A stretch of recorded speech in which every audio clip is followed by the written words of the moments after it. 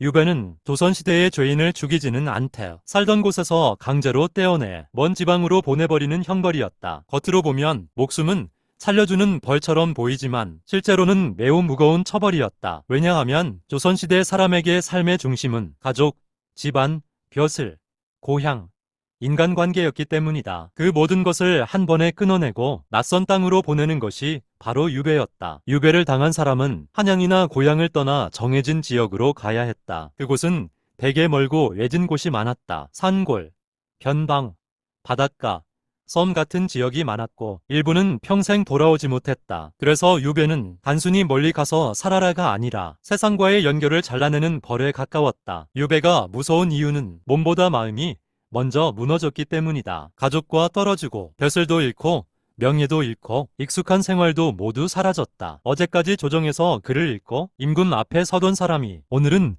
낯선 고을의 초가집에서 바람과 비를 견뎌야 했다. 친구도 없고 제자도 없고 불러주는 사람도 없다. 그래서 유배는 칼로 베는 형벌은 아니지만 사람의 삶 전체를 천천히 무너뜨리는 벌이었다. 유배를 가는 길도 고통스러웠다. 관원의 감시 아래 먼 길을 이동해야 했고 도착한 뒤에도 마음대로 다른 곳으로 갈 수 없었다. 어떤 이는 초라한 집 한 칸에서 지냈고 어떤 이는 병과 추유, 외로움 속에서 세월을 버텼다. 먹고 사는 문제도 쉬운 일이 아니었다. 가족이나 제자가 도움을 보내주지 않으면 생활 자체가 막막했다. 그렇다고 유배가 모두 같은 모습은 아니었다. 어떤 사람은 절망 속에서 무너졌고 어떤 사람은 그곳에서 글을 쓰고 책을 읽으며 버텼다. 그래서 조선의 유배지에서는 슬픔만 남은 것이 아니라 오히려 중요한 책과 편지, 기록이 많이 태어나기도 했다. 하지만 그것 역시 고통이 사라졌다는 뜻은 아니었다. 견디기 위해 글을 쓴 것이지 유배가 편안했기 때문은 아니었다. 조선이 유배를 자주 쓴 이유는 분명했다. 죄인을 죽이면 끝이지만 유배는